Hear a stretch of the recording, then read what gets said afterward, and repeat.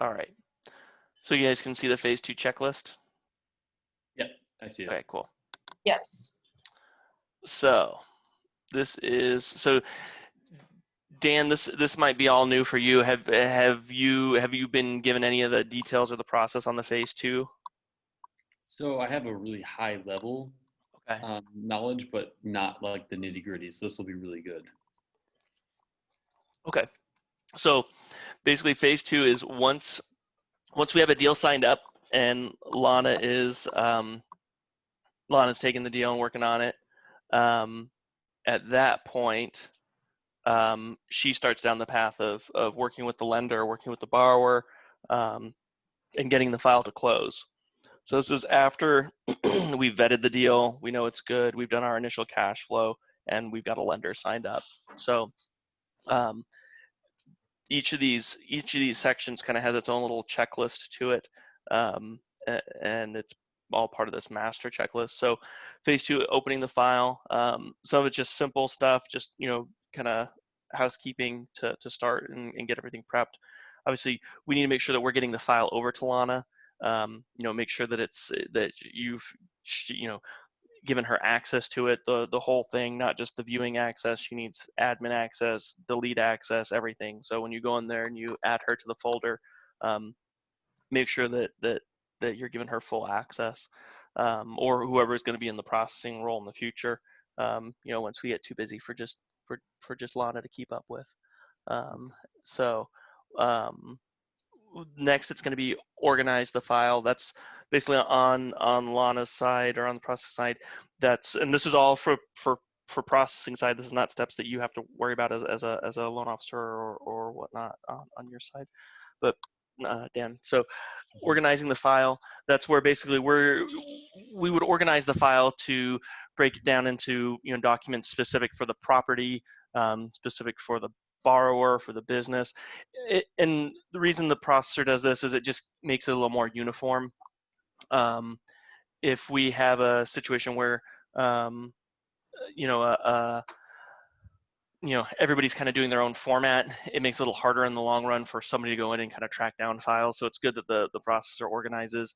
We've got that same kind of standard format each time, going back through files historically. This one's on the financial model. This step that we really don't do anymore. There's now that we have the CRM, but we used to kind of track contact information differently. But it's updating contact sheet on a financial model. That's really more of a making sure that everybody's in the CRM database, which they should be. There should be no reason why somebody's not in the CRM. Just to make sure that we know who and how to get in contact with people. Next 2 items, we need to make sure we have a term sheet and a fee agreement. And that's obviously, if we don't have those 2 items, we don't have a deal. So just basically making sure that those are in the file. That's kind of mission critical. So that's kind of the opening of the file section, making sure we've got a live deal and everything's good there. So after the file's gone through, kind of a high-level overview and reviewed on the processor side, then we go into our initial clarity calls. And some of these questions you'll probably realize are questions that you have already talked to the borrower about or talked to the lender about, but we revisit them just in some capacity, just to make sure that everything's still good, because you'd be surprised when you ask somebody, have you had any credit issues? They come back and say no. By the way, I did have a foreclosure, they bring up the next time.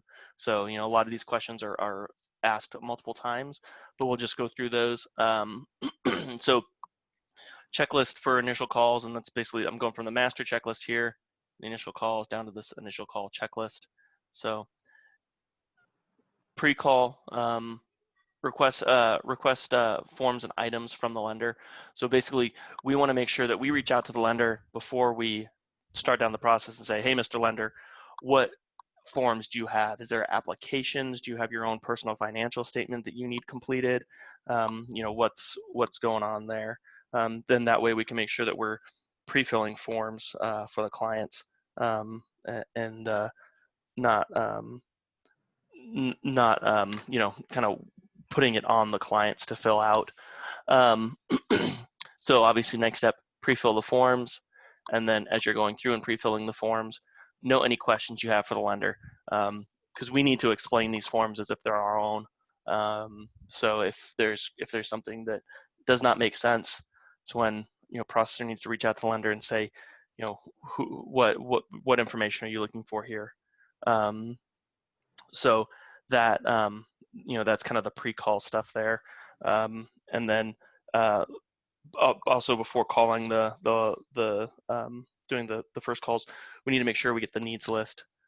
So basically, the needs list is any items that the lender needs to get the file into underwriting. Obviously aside from the forms, it could be well, we got all the financials, but they want to see a slightly updated 2020 balance sheet and profit and loss, or they could have gone through it deeper and needed financials on a side business that we just weren't aware of. Just those sort of documents to kind of fill out the file. So we need to get that list of items needed, determine if any of those items are already received, and then determine if any documents are not applicable. So if we have a lender that's asking for, let's say, they want to see details on a rental property that's showing up on the 2018 tax returns, but we know that they sold it at the end of 2018, and that's why it's not on 2019. We don't want to then go back to the client and just blanket the list to them and say, hey, give me the property details on 123 Main Street, when we know that they've sold that. So we need to go through and kind of scrub it and make sure that we're not just making a blanket over to them of everything. And then if there's something that they just don't have, or if there's something that they're asking for that might be a little strenuous to get, see if there's alternative documents. If we know that if we're doing a purchase and they're asking for the financials for the tenant, sometimes we have access to that, sometimes we don't. Say if it's an investment property, ask if you can't get the tax returns, what would you accept? Will a profit and loss suffice? What sort of other documents would suffice in that situation? And do you guys have any questions on that part of it so far? That's great. Good. Thank you. That makes sense to you? Yep. Okay, good.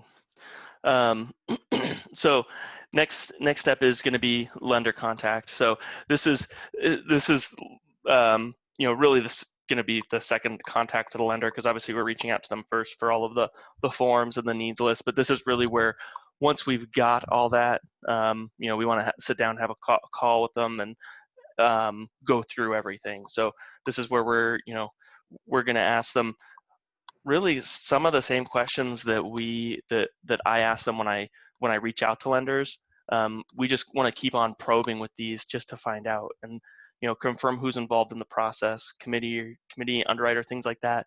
It wouldn't be a first time where example with Mike Park, we used to do deals with him and it was always go to committee, and one day he came up with, oh, by the way, this one's under this loan amount, it goes a different route. It doesn't have to go to the committee, or it goes to less signatures on it.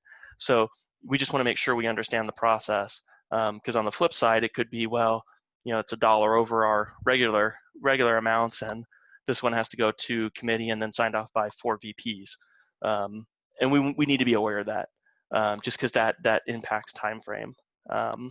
So and this next question, underwriting time frame, we want to make sure with everything going on this year, especially with these the PPP loan programs, that's underwriting time frame might have been a week, 2 weeks in 2019, but once those PPP loans started hitting, it pushed underwriting timelines out to a month or so on some deals, and we're seeing PPP come back. So just be aware of that. So that's something where when we start the deal with the lender, we want to ask them, what is your underwriting time frame today, not what's your average, but what's the underwriting time frame today. Same with the the committee meetings. What's the time frame on the committee meetings? Is that something that's happening once a month, twice a week? Obviously, if we need to wait for a committee approval, that could have a major impact on time frame too.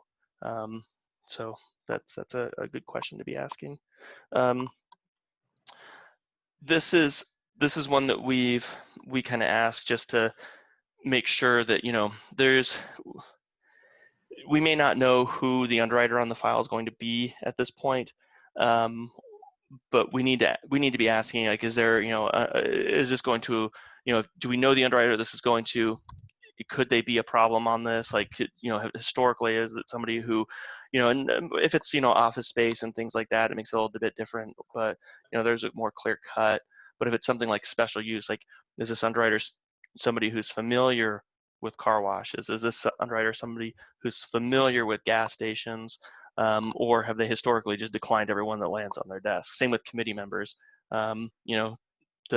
Is one of the committee members somebody who just really does not like to approve self-storage because they just have a thing against approving self-storage? Those are the things we want to be aware of, because that could, the higher up the totem pole on the chain of command, one person's opinion on something really weighs heavily on the deal as a whole. So that's something that we need to be, asking about. Do you guys have any questions on that kind of first little underwriting and committee timeline part? No. You good on that, Dan? Does it make sense, or any thoughts or opinions? So it's good that you share like what the timeline is now, because we could always ask like, hey, what is your timeline? They'll be like, oh, we average X amount of time. Where right now, because of the influx, that's a good point. So that's a good learning, especially for me as I'm newer. So thank you. Yeah, no, not a problem. So on cash flow, there's the deal is going to get cash flowed usually at multiple points. Obviously, on the front end, we're going to look at the deal and cash flow it, see if it makes sense. We're then going to hand it over to the loan officer at the lender side, and they're going to cash flow it and understand it. And then eventually, when the underwriter gets a hold of it, they're going to cash flow it too. We need to make sure that we understand how the underwriter is going to cash flow it, because they're the ones that are going to ultimately be making the decision. So if example is Desert Financial, they will allow us to they will approve a deal at a cash flow of 25-year amortization. So if it cash flows at 1.25 at 25-year amortization, that's where they're happy. But they'll underwrite it at a 20-year amortization. So that means that it needs to cash flow strong. It needs to, and we need to be aware of that. So, it's a good point to just ask again, hey, what sort of stress tests will be done on the taxes? What sort of, how does it get looked at? And it may be they change the amortization. It may be they bump the rate. It may be that they don't stress test it at all. But if they come back and they say, well, we stress test it by doing these steps XYZ, at that point, if something is coming up, that's something where the needs to be the conversation with the lender. Well, have you stress tested it? So that's that's going to be the first point. If the say that you're working with the Mike Park of the world, or he should be doing his cash flow like Kevin does his cash flow up front. So those guys do the cash flow. We need to make sure they cash flowed it the way that their underwriter is going to cash flow it, which normally they do, but we just want to double check it, because that could save a lot of time if we find that it's just not going to beat the stress test at the end. So just good thing to review with them and just double check. Third party order time frame and what is required. So that's going to be something where we, depending on timeline for the file, if if it's a refinance and there's just really just kind of get it done at when it gets done. Obviously, we don't want things to sit there and linger, but on a refinance, if there's no sense of no taking time bomb like a purchase contract, we can order the third parties kind of at the end of the process, after we have an approval. That way the borrower's not wasting money to find out they get denied and they've already spent money on third parties.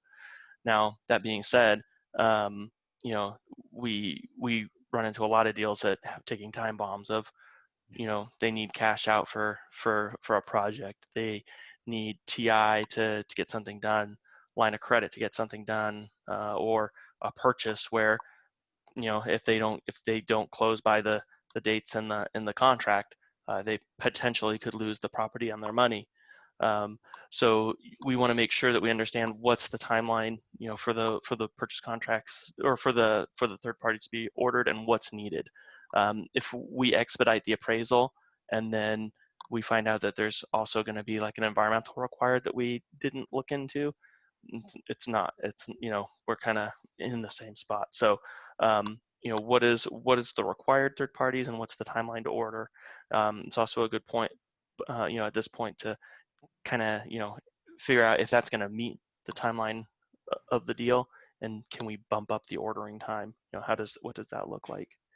The other next part on this, when we're talking about third parties, it's a good transition point to this. To request Integrity Capital is the point of contact for the appraisal process. That one is key. And Dan, on our phase 2 side, what we do is we kind of act on the borrower's behalf, especially on the appraisal, because we can vet out the appraiser. So we're okay. We're not acting as the bank. The lender. If you the lender can't actually call the appraiser. If we send a deal over to Kevin MacArthur, he can't call the appraiser. It's a big no-no. But we're not the bank, so we can talk to the appraiser, and we kind of understand, a bit, and we do have some savvy customers, but especially like on our SBA, first-time purchasers or people that are a little bit newer to the commercial property, we understand the industry and we can ask the correct questions. We can get them the information and kind of guide them to make sure that they're understanding exactly what's being appraised, because the ordering desk on the lender side normally is just kind of plugging in some basic information and shooting it off, and it's not always that the order comes through correctly, and we need to make sure that that appraiser understands exactly what is the property, what the property is being used for. Is it a less than arm's length transaction or any kind of like special like added I guess value adds for the property that it makes it unique and more desirable than other properties, and then also to just facilitate with getting them the correct information and taking that off the borrower's plate. That's really helpful. Yeah, I think that's a big value add for the clients on that one, because we can work with the appraiser to make sure that it's not a surprise at the end where they're saying, well, I don't see why you thought this value, why the property was be worth more, and then we're backtracking saying, wait, let us get you something to support it. We're up front saying, this is what the value is, this is kind of where we think or why we think it's there, and here's some documentation to support it. So kind of obviously we can't influence the appraiser. All we can do is help him understand where we think the value's at, and then he can come to reason if we're in the ballpark or not. Yep. Do you guys have any questions on those last points there? No, I'm good. Okay, I'm good too. Thank you. cool. Alrighty. So participating bank, our lenders should be telling us up front, but not all lenders can handle a loan amount. So you might find that we have a lender where they'll do they'll say, yeah, we'll do that $5 million loan, but their limit is $4 million, and they've kind of assigned $1 million to another bank. They should be telling this up front, not always. So if there is a participating bank, we need to ask just to make sure that if there's a participating bank, or they'll be funding the full amount. Normally it's on the higher loan amounts,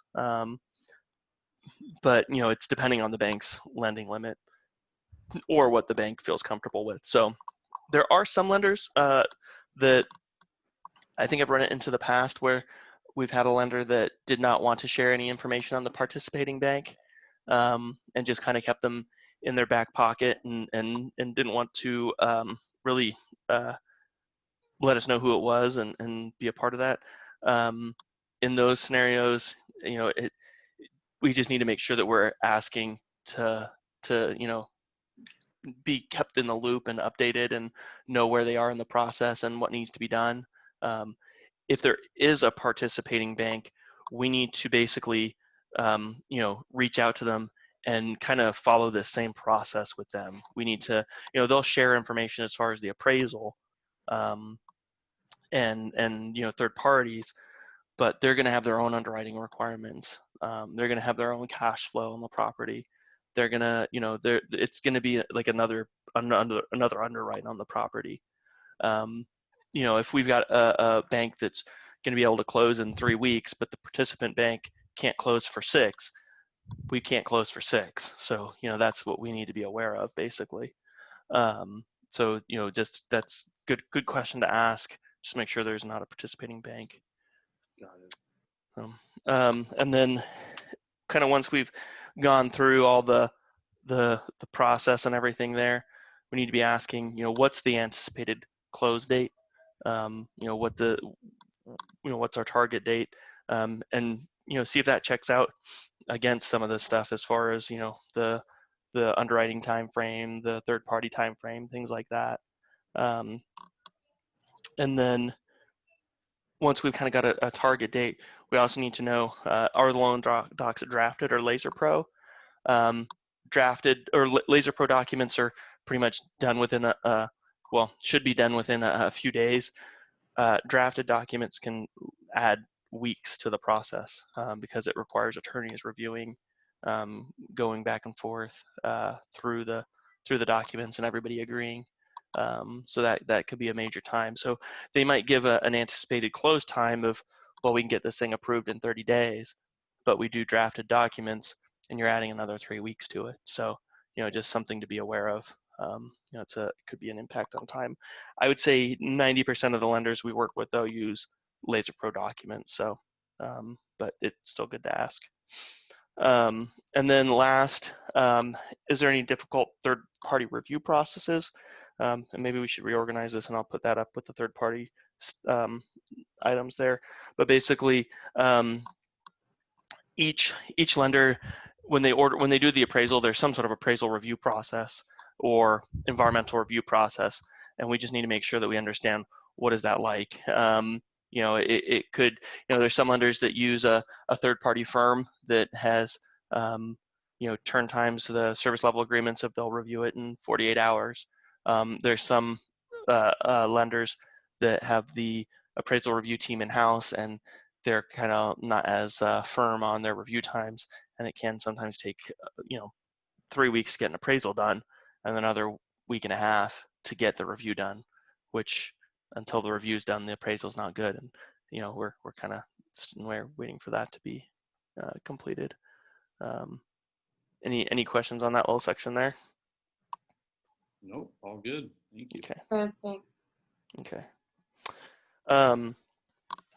So construction, this is basically we're going to go through the construction requirements with the lender. Obviously, if it's not a construction deal, we'll just skip over this, but it's just important stuff to ask on the construction deal. What is required to close? Final budget, final contracts, permits. Each lender is different, and it's whenever I ask this of lenders, the lenders don't tend to realize that they're different. They think that it's all canned requirements. I've had lenders in the past that will close without permits. I've had lenders that will close with without the equity injection put in the bank, or they just want to know that the borrower's got it somewhere. And there's lenders that'll want to see all the funds brought to the table before loan documents are signed. So just, when we do a construction loan, we need to kind of ask, on the construction piece, what additional documents are going to be required to be brought. And Dan, that's something that probably should be asking, on our side when we're vetting out construction deals with lenders is, we want them to walk us through their process on the construction side, because it does add another element of reviews and whatnot on their side. So it's just good to have them explain it and make sure that we understand it before we get too far down the line. But it's good, this is kind of our second checkpoint on that for in the phase 2. This is always a common question, so processor should be aware of it. But can budget line items be moved post close, or even basically once the loan's closed? Developers will sometimes use like a contingency bucket. They should always have a contingency of some kind for their project, but sometimes they'll pad numbers and have like a built-in contingency, and they'll say, well, the say bucket, a bucket for signage or some sort of like hard cost on it. Signage is 20,000, but they already know in the back of their mind they can probably get it for 15. Can that 5,000 then be moved to something else? If they find out that they ran over on running electrical of some kind or whatnot, can they move it to something else, or can they have a little more money left over for working capital at the end? How does that look? So it's just I don't think I've had a construction deal where the developer did not ask, can the budget items be moved after it's been signed off and closed? Also allowable contingency percentage. So, just want to make sure that, the contingency on the budget, no, the lender should have looked at that before, but depending on, the level of review, they might have just kind of signed off on it without being too versed on the construction side and thought that the 20% contingency was fine. So we just want to make sure that they know that the allowable contingency is, what the percentage is, and then we need to double check it against the budget just to make sure it's falling in line. Most lenders allow less than like 10% for a contingency, so need to make sure that that's good. And then at the end here, can remaining funds, how can remaining funds after construction be used? So in some cases that's well, if it doesn't get drawn, it just doesn't get drawn, it doesn't get added to the loan amount. Some lenders will allow it to be used like for working capital or whatnot. So just need to be asking that up front to understand what goes on with the construction remaining construction funds. Any questions on that construction section? I'm good. Thank I'm you. good too. Thank you. Okay.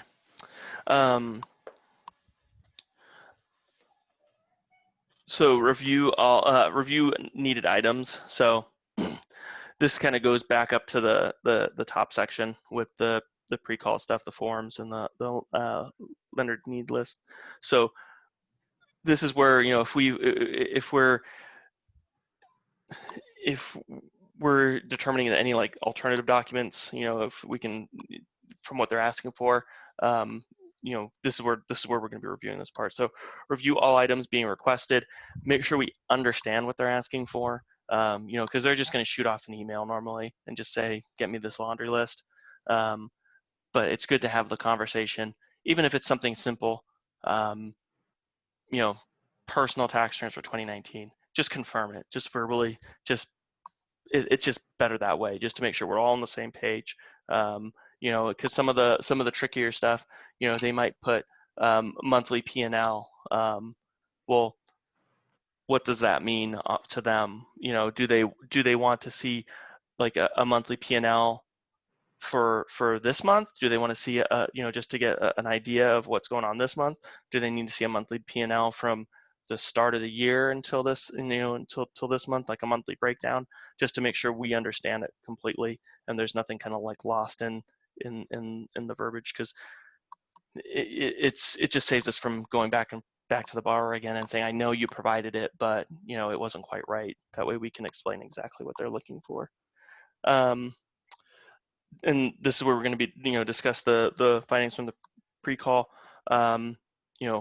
If we know that the client doesn't have a certain document they're asking for, can we provide something else? Or, is there anything that we can, each deal is going to be different, but is there something else we can provide to get it done? And then also confirm items required for next step. So they might come to us and say, get me all of the, the borrower's driver's license and their entity documents and yada, yada, yada. And all that, although that's information that's going to be needed to close, it's not going to be information that's going to be needed for underwriting most likely. So if they've got, the whole breakdown on there, if we don't want to basically hold up the deal from going into underwriting because we're waiting for an entity document that the underwriter's not going to look at or really take into consideration. That's more of a closing document side. So that way we can tell the customer, obviously we need to make sure that they're getting us everything, but we can prioritize with the customer and kind of timeline the priority items. And then last, review lender docs, discuss any questions. So this is just going over the forms the lender provided, asking, do you guys,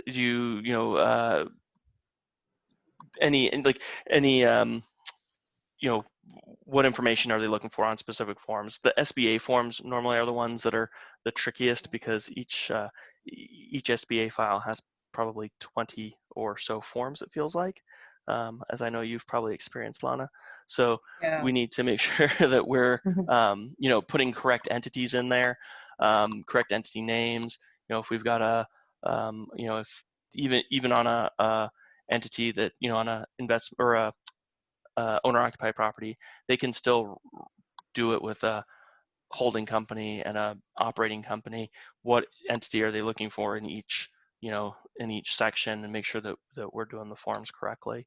So that's, that's going to be, important to make sure that we understand the documents that they're sending us. And then next section of the initial calls is the borrower contact. So this is really, it's, the borrower section is quite a bit shorter because it's really just a grilling of the lender on the first part here to make sure we're understanding what they're doing and can figure out timelines. So really when we call the borrower, we want to convey the timeline in the lender process. This is, this is important because, the borrower may have something as far as an expectation or a timeline that they need to hit that they haven't, disclosed. But if we tell them flat out, Mr. Borrower, this lender will be able to close on this date and, fund by this date, that's going to give them a point where they can say, that doesn't work for me, and we can figure things out. That should be fleshed out beforehand, but at this point we can really put a specific date to the borrower and confirm their timeline and that there's nothing kind of like hidden on their side that they're just not letting us know. They might be doing a refinance for cash out, and we just think it's cash out to go into the bank, but they may not have disclosed that they need the cash out for something specific. That's that's kind of the trigger point on that question. And again, we need to revisit with them. Just want to quickly go through your credit again. Is there any history of bankruptcies? And we really should be asking all these questions. Not just anything bad on your credit. Ask specifically, do you have any bankruptcies? Do you have any foreclosures? Any short sales? Or do you have any deed in lieu? And wait for a response for each one and kind of specify. Even 10 years ago, I mean, people, people still will tell me, no, I've never had a foreclosure. And then asking them, well, what about 10 plus years ago? Well, that's not on my credit anymore though, right? Well, it's still in LexisNexis and it will pop up. So that's important to specify a timeline on that. At that point, we need to review the items that are required. Review each one if we can, go through each one and explain to the borrower what we need. we're still going to send in an email list, but make sure we review each one and tell them, this is what they need. And if we can give them a reason as to what they're looking for, if they have any questions, that's good too. Sometimes the borrowers don't understand why the lenders are looking for so much detail. But they're not asking for documents for fun. There's normally a reason behind the documents they're asking for. And then once we've gone through the list of items, it's good to ask, can we reach out to your CPA and request any of the tax documents? If there's a lot of tax returns being asked for, that's normally good if they're asking for like a laundry list of K1s. Borrowers can take a long time to assemble that list. It's easier to just go to a CPA. Next, we're going to go over the lender required forms with them, make sure they understand what's being sent. And normally I go over these items. When I was in the processing seat, I would go over these items before I sent them to the borrower. I know that they wouldn't have them with them, but I could at least make sure that I'm giving them the explanation of what's coming and what it's going to be, and either wait until I have them on the phone and then send it and then walk them through it, instead of sending it and then trying to call them and go over it. So this way we can just walk them through the form and what they need to do. Those forms are quite lengthy, and sometimes it's just kind of overload on information. So after we've gone through everything that's required as far as forms and documentation, then we want to establish a timeline with the borrower of when they can provide the information. If we set a deadline with them, obviously they're and we kind of stress to them that deadline is the start point of the lender taking over the process. That way, we can tell them, if you don't meet that expectation, the lender can meet their expectation, basically. So it's good to set deadlines on everything. And then next, kind of email. Like I said, I have the conversation before I send the email. Sometimes I prep the email, call them, go over everything, and then send the email while I'm on the phone with them, so they have the documents and they can look at them. But I just don't want the documents to arrive in their email and then them go through it and then call me. That way I can kind of control their review of it and understanding.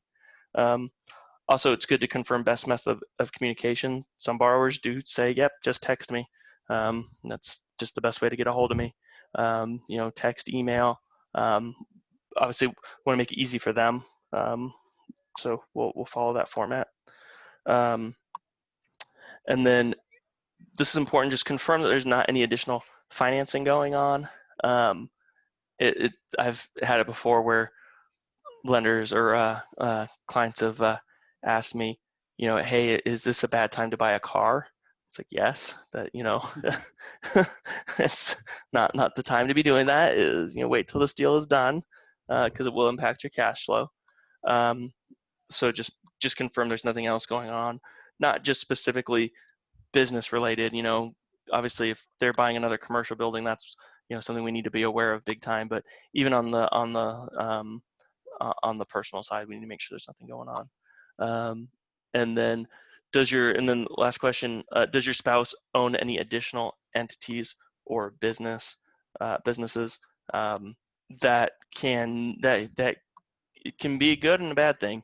If the borrower has a spouse that is running just a business that's not profitable and pulls away from the global cash flow, that's something that potentially the lender's going to want to include. The lender's going to find out about it at some point anyway. So we just need to make sure that there's no additional entities that we're not including in the cash flow and that would kind of derail our plans. It's in a global cash flow that could be very, very bad. It should show up on the tax returns, but it's just good to ask to make sure we're aware of it. So that goes through the initial call with the borrower and the lender, and that's kind of that first.